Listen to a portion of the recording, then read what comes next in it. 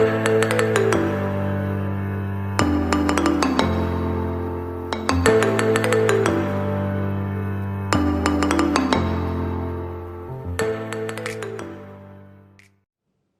Everyone, this is RG. Welcome back to our YouTube channel. हम पढ़ रहे हैं क्लास 11th का chapter mole concept. And mole concept में अब तक हम लोग स्टोइकियोमेट्री एंड लिमिटिंग रीजन यानी कि बर्गर कितने बनेंगे और अगर टिक्कीज और बंस लिमिटेड हुए तो किस हिसाब से सॉल्व होगा, यह हम बहुत ही interesting limiting reagent and stoichiometry का कंसेप्ट पढ़ चुके हैं। फाइन। सो आज हम बेसिकली आगे टॉपिक पे ना जाके स्टोइकियोमेट्री एंड लिमिटिंग को ही काफी डीप लेवल पे लेके जाएंगे। फाइन। हम इसके काफी जबरदस्त एग्जांपल सॉल्व करेंगे, बट उससे पहले इसमें जो एक दो वैरायटीज देखी जा सकती हैं उसके बारे में भी डिस्कस करेंगे। फाइन। सो आज का लेक्चर बेसिकली यार ऑब्जेक्टिवली काफी ज्यादा इंपॉर्टेंट लेक्चर है। Fine. So let's have it. The topic name is reaction in sequence, यानी कि वो जो स्टोइकियोमेट्री और लिमिटिंग पढ़ा है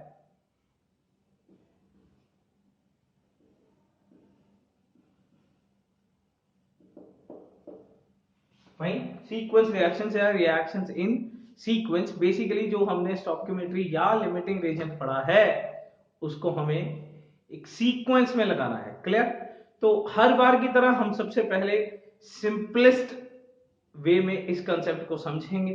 एक सिंपलेस्ट एग्जांपल से हम इस एग्जांपल मतलब बेसिकली टॉपिक को समझेंगे and then we will move to the higher level version. Fine.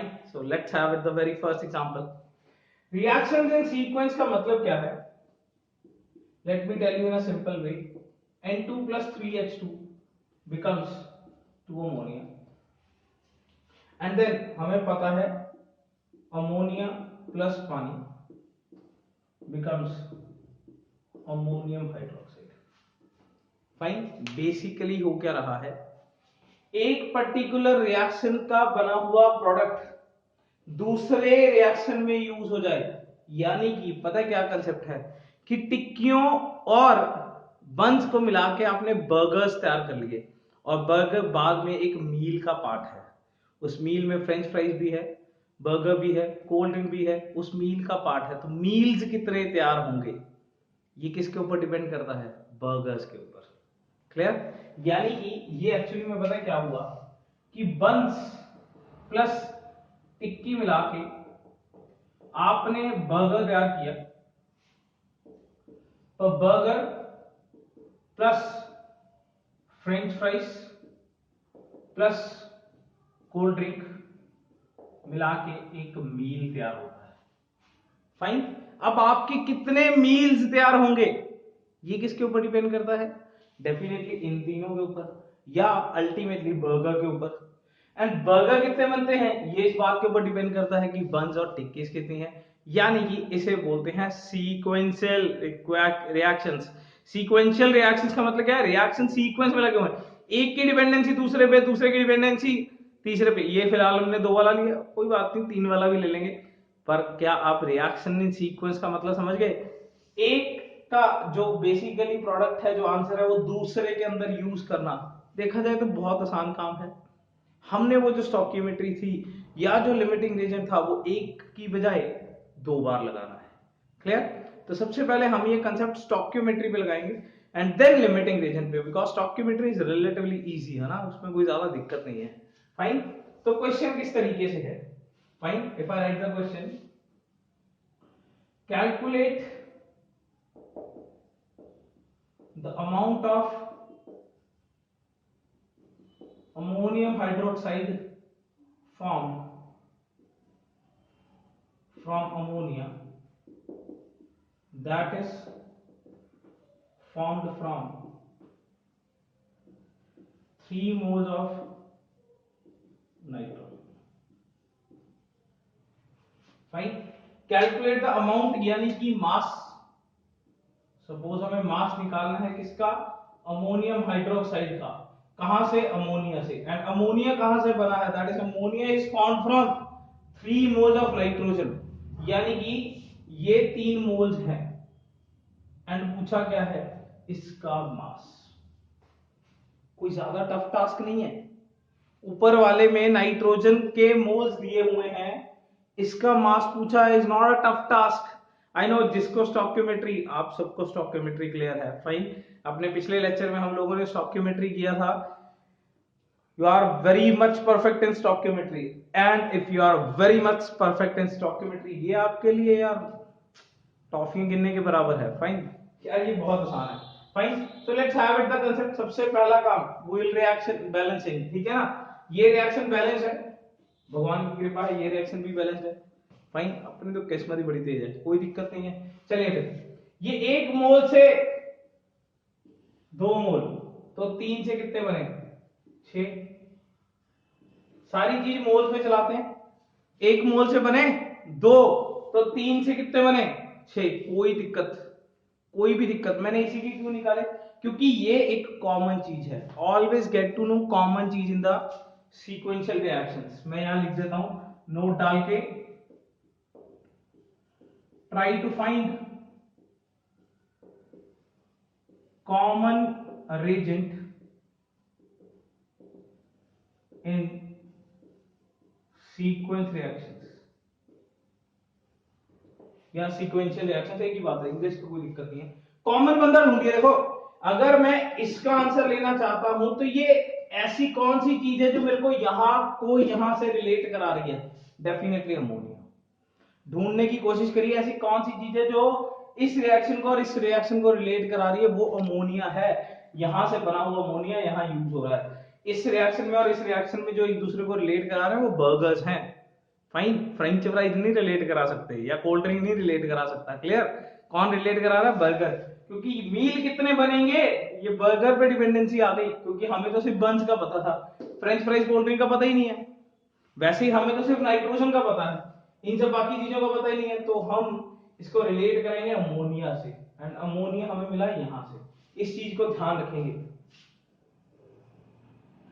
Try to find the common thing. Common thing के ऊपर डिपेंडेंसी है हमारी। जब सीक्वेंस रिएक्शन है, जब हमें पता ही है कि अगला पाथ तो तभी चूज कर पाएंगे ना अगर पिछला कवर करेंगे, तो सीक्वेंस में जोड़िए एंड उस मोड़ तक जाइए जो दोनों को जोड़ रहा है। अगर मेरे को पता है कि मेरे को अगली गली में जाना है, तो यार पिछली गली और अगली गली के ज्वाइंट तक पहुंचना पड़ेगा, इसके और इस रिएक्शन के ज्वाइंट तक पहुंचना पड़ेगा। वो ज्वाइंट है अमोनिया। कौन है वो ज्वाइंट, अमोनिया। अरे वो वाला ज्वाइंट नहीं, थोड़ा दिमाग कम लगाया करो, अमोनिया, फाइन। तो ये अगर 6 मोल्स है तो यहां 6 मोल्स ले लो। अब ये नहीं सोचना सर यहां तो 2 था यहां नहीं, अरे ये तो बैलेंस था यार, ये सिर्फ बैलेंसिंग के कारण है। यहां 1, यहां 2, यहां 3 ही बैलेंसिंग है। आप ये बताइए अमोनिया के मोल्स कितने हैं। कई बार बच्चे करते हैं यहां 6 होते हैं, यहां 3 ही लेते हैं कि सर 2 के कारण 6 था, यहां तो 3 ही। अरे भाई ऐसे तो मैं इसके सामने 3 3 3 लिख देता हूं, उससे गड़बड़ हो जाएगी क्या, तुम ज्यादा ले लोगे मोल, ऐसे थोड़ी होता है। आप मेरे को ये बताओ अमोनिया के मोल्स कितने हैं। अरे जब मैंने बोल दिया मील में एक ही बर्गर रखना है, तो यहां अगर बर्गर 10 बने होंगे तो 10 ही होंगे ना यार। यहाँ पे मेरे ये कहने से मील में 2 बर्गर आएंगे, तुम्हारे बर्गरों की गिनती बढ़ जाएगी या कम हो जाएगी बर्गर तो जितने हैं उतने ही रहेंगे यार। वैसे अमोनिया तो 6 मोल है, ये तो बन गया, ये तो उतना ही है, यहां आ जाएगा 6 मोल अमोनिया। अब ये कितना है इसके ऊपर डिपेंड करता है।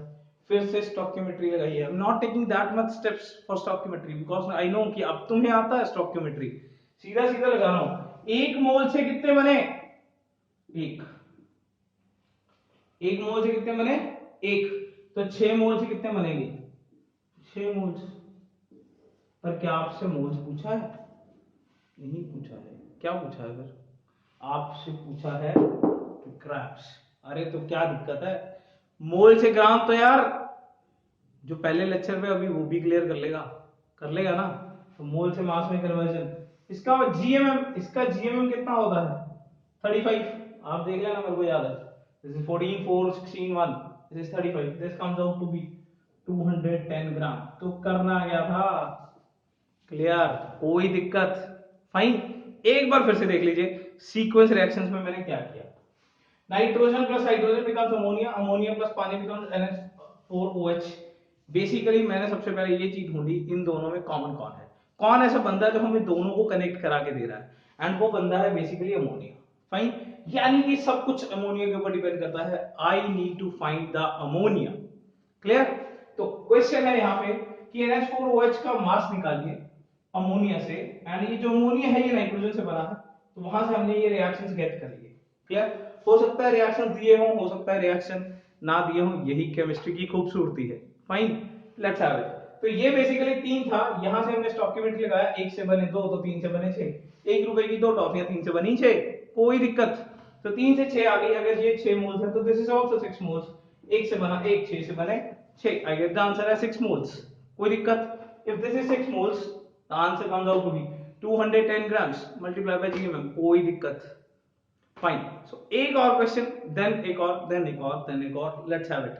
सो नेक्स्ट क्वेश्चन इज बिल्कुल सिमिलर, ऐसा ही ले रहा हूं सो दैट आपकी प्रैक्टिस थोड़ी और ज्यादा शार्प हो जाए, देन फिर हम थोड़ा सा स्टेटमेंट को कॉम्प्लेक्स लेंगे। Fine, let's have it. So our next question is calculate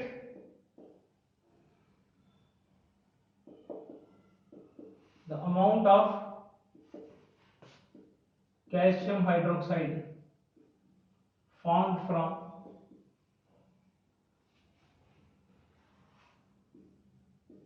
calcium oxide that is obtained from decomposition of 200 grams of calcium carbonate. Fine. So we have a question क्या कि calcium hydroxide का amount निकालिए, कहां से? From calcium oxide. Fine, इसका amount निकालना है from calcium oxide, and that is obtained from decomposition of 200 grams of CaCO3। मतलब CaCO3 के डीकंपोजिशन से CaO निकालना है, एंड देन उस CaO को यूज करके हमें CaOH ट्वाइस बनाना है। फाइन, कोई दिक्कत? तो हमें थोड़ा सा रिएक्शन पार्ट गिवन होना चाहिए। फाइन, हो सकता है कि रिएक्शन पार्ट गिवन ही हो इस क्वेश्चन में। फाइन, पढ़ना यहाँ पे हम काफी ज्यादा सिंपलेस्ट वे में ले लेते हैं। सो CaCO3 का डीकंपोजिशन लिख लीजिए, तो this is CaO plus CO2, and CaOH twice बनाना है CaO से, तो ये अल्टीमेटली बनता है हाइड्रोलिसिस करके।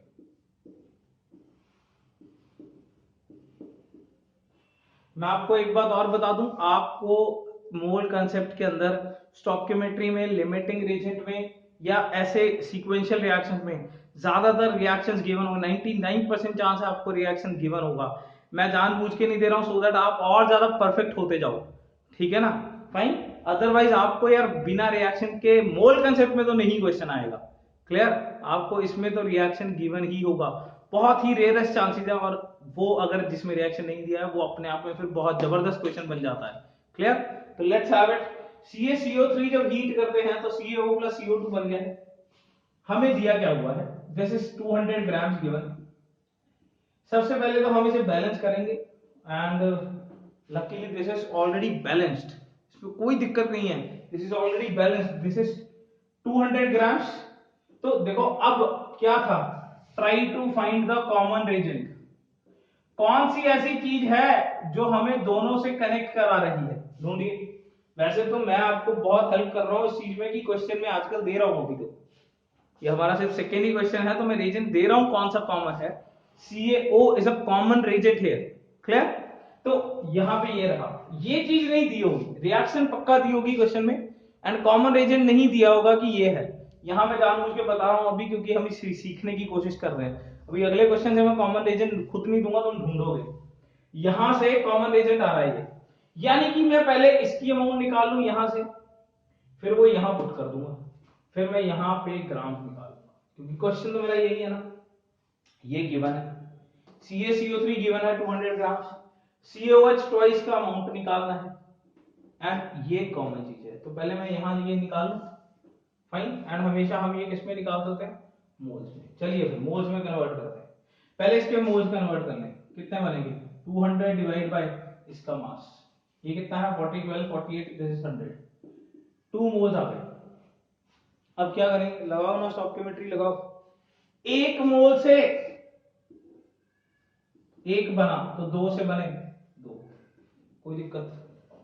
एक से एक बना, दो से कितने बने? दो। अगर इसके मोल्स दो हैं तो इसके मोल्स भी कितने हैं? दो हैं।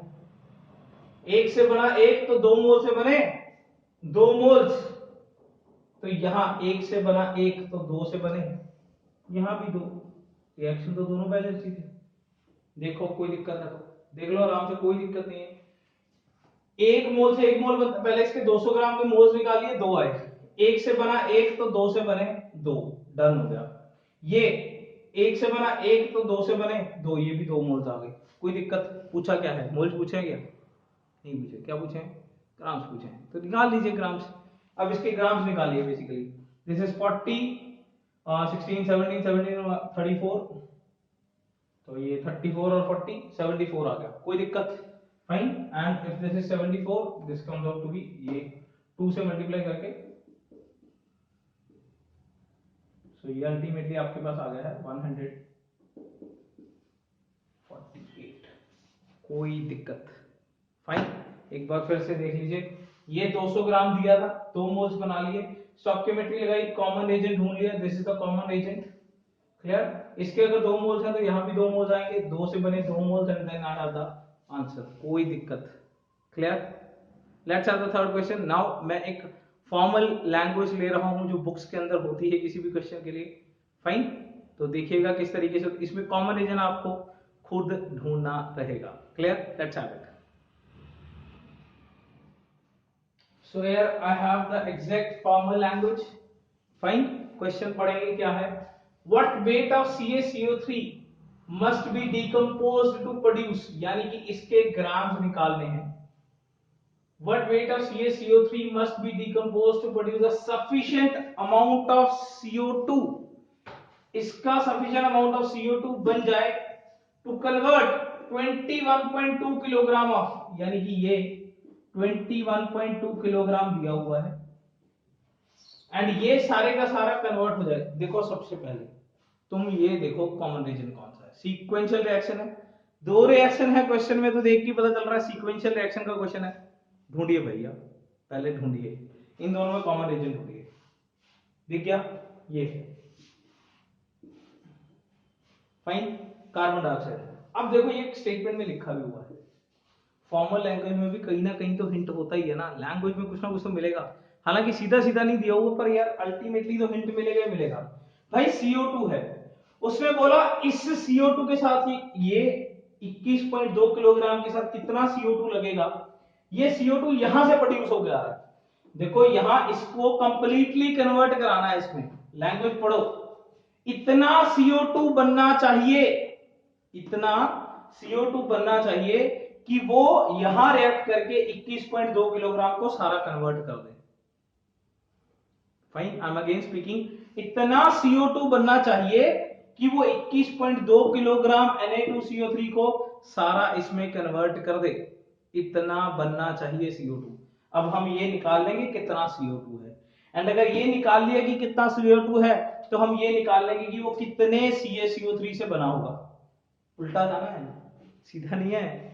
इस क्वेश्चन की खास बात क्या है, उल्टा जा रहे हैं हम पहले ये निकालेंगे कि ये कितना CO2 लग गया, फिर ये इतना ही CO2 यहां से बना होगा, फिर ये इतना CO2 यहां कितने CaCO3 से बना होगा, ये निकालना है। थोड़ा उल्टा जाना है, कोई दिक्कत नहीं है। मतलब टॉफियां दी है, ये पूछा पैकेट कितने हैं, क्या दिक्कत है? कोई दिक्कत ही नहीं है। अच्छा चलिए पहले तो इसके मोल्स निकाल लें, क्योंकि हम ना सारी चीज मोल्स में करते हैं तो ज्यादा अच्छा रहता है। ये 212.00, कोई दिक्कत? ग्राम्स में कन्वर्ट कर लिया मैंने। इसका मास, फाइन, आप लोग कैलकुलेट कर लेना, मेरे को याद है 106। Clear? Can calculate it, 23 into 246 plus 60, so this comes out to be ultimately 200।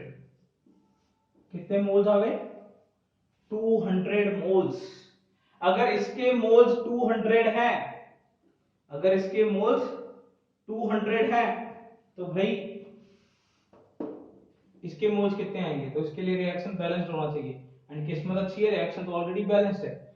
अगर एक के साथ एक मोल रिएक्ट करता है तो 200 के साथ 200 मोल्स करेंगे। कोई दिक्कत? अगर एक के साथ एक मोल रिएक्ट कर रहा है तो 200 के साथ कितने करेंगे? 200 मोल्स ही करेंगे। अब ये 200 मोल कहां से आए? सोचो कहां से? ऊपर वाली रिएक्शन से। ये 200 मोल्स कहां से आए, ऊपर वाली रिएक्शन से, यानी कि ये आए, अब इसके 200 मोल्स।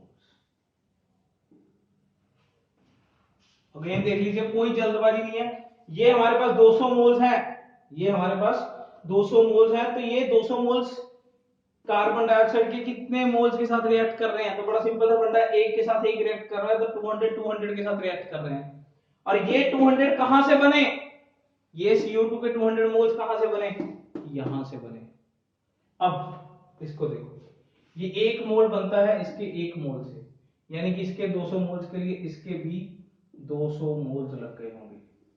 पर क्या आपसे मोल्स पूछे हैं, नहीं, हमसे पूछा मास, तो इसके मास निकाल लो। हमें ये पता है कि इसके इतने किलो के लिए 200 मोल्स बनते हैं, इसके 200 मोल्स के लिए 200 मोल कार्बन डाइऑक्साइड लगता है, 200 मोल कार्बन डाइऑक्साइड यहां से पैदा हुआ है, एंड ये 200 मोल कार्बन डाइऑक्साइड यहां से पैदा हुआ है, ये कितना है, यही तो पूछा है, निकाल लो ना यार तुम। ये 200 मोल्स जो हैं, अब यहां पे जब ग्राम में कन्वर्ट होंगे तो मल्टीप्लाई बाय 100 हो जाएगा, कोई दिक्कत। दिस इज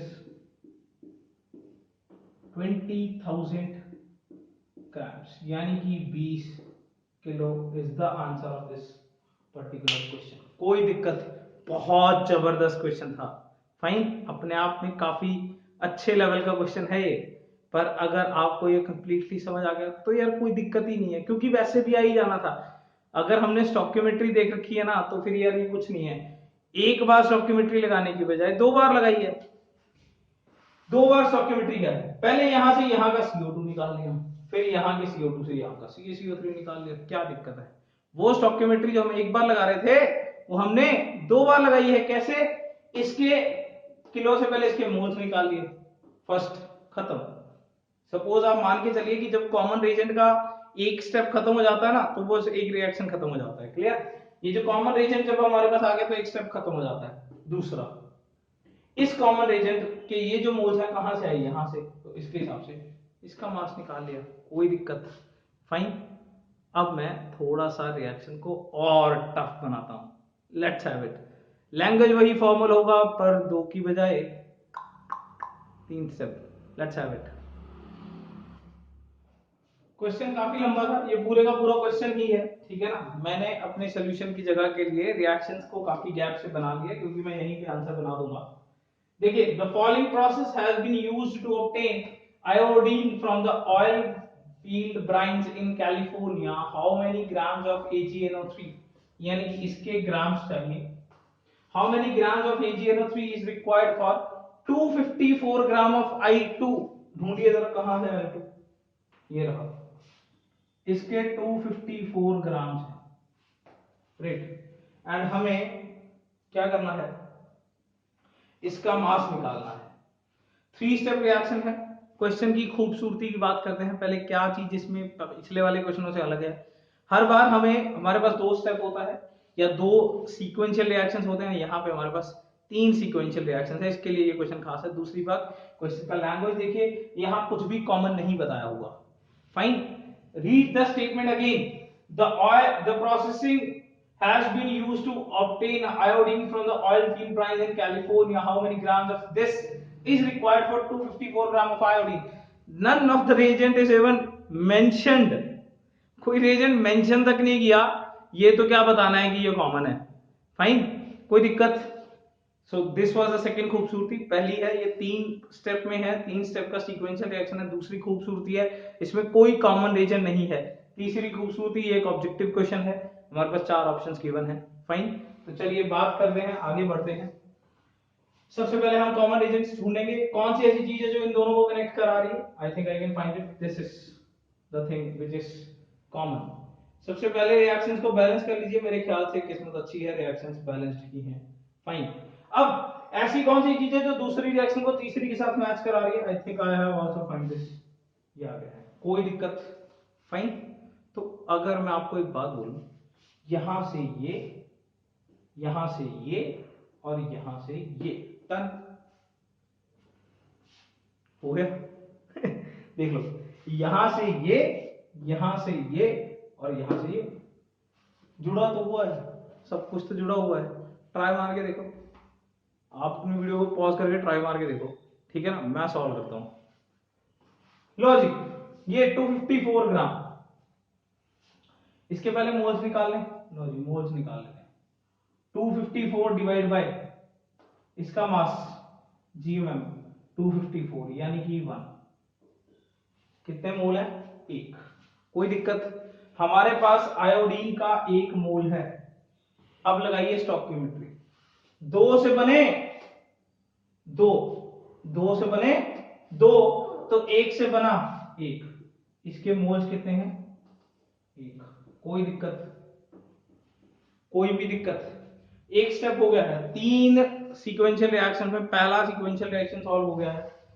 2 से बने 2 मोल्स, तो 1 से बना 1। कोई दिक्कत? अब ये हमारे पास 1 मोल है। ये नहीं सोचना सर इसके सामने 2 था, इसके सामने, अरे ये तो बैलेंस है, ये सिर्फ बैलेंसिंग है। वो 2 और 1 का कोई लफड़ा नहीं है। आप सोचो आपके पास FeI2 बना कितना? 1 मोल, तो उसको लिख लो 1 मोल, क्योंकि ये 1 मोल जो बना है कहां से आया होगा? यहीं से तो आया होगा। अब इसके 1 से बनते हैं 2, तो 1 से बनेंगे इसके आगे 2 मोल्स। कोई दिक्कत? 1 से बनते हैं 2, तो 1 से बनेंगे 2, 2 आ गए। अब ये AgI कहां से आया? यहां से, तो इसके मोल्स कितने हैं? तो कोई दिक्कत? कितने मोल्स हैं? 2। अब 1 से बनता है 1, तो 2 से बनेंगे 2 मोल्स। पर क्या हमें मोल्स पूछे हैं? नहीं, इसका मास पूछा। अरे वो तो बच्चा बच्चा कर सकता है, पहले लेक्चर में कर लिया था, पहले लेक्चर में 2 मोल से इसका मास निकालिए। इसका ये 108 होता है, दिस इज 14, 22, 40, 170, 2 से गुना किया, ये बन गया 340। कोई दिक्कत?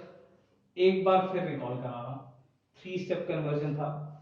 यहां खड़े थे, पहले इसके मोल्स निकाले, इसका मोल आया 1। क्लियर?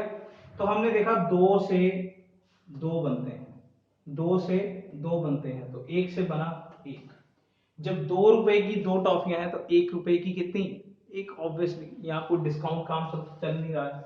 2 से बने 2, तो 1 से बना 1, ये आ गया 1 मोल।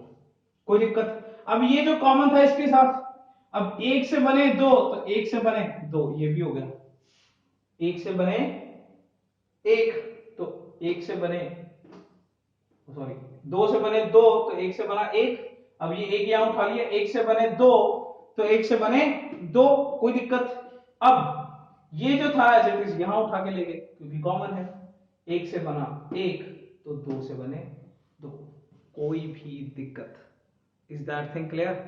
Fine. So that is about 3 step sequential reactions. कोई दिक्कत? फाइन। हम काफी ज्यादा क्वेश्चन सीक्वेंशियल रिएक्शंस के ऊपर कर चुके हैं। Let's have another question so that it must be totally clear. कोई दिक्कत? Let's have it.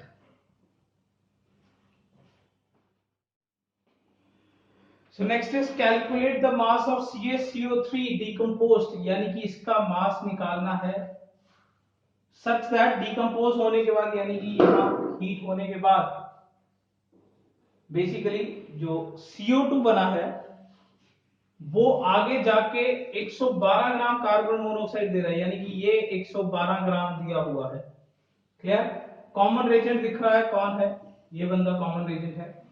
And on complete reaction with this ये 112 ग्राम बन रहा है। आपको बताना है CaCO3 कितना है। फाइन। कोई दिक्कत?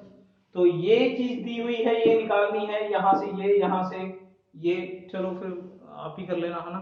तो write down in the comment section 112 gram carbon monoxide अगर कार्बन डाइऑक्साइड से बन रही है, तो वो कार्बन डाइऑक्साइड कितने ग्राम CaCO3 से आया होगा। कोई दिक्कत? फाइन। तो that was all about sequential reactions. इसका आंसर आपको वहां पे लिखना है। फाइन। कोई भी दिक्कत? तो टिल देन पढ़ते रहिए, मिलते हैं अपने अगले लेक्चर में। Best of luck, thank you.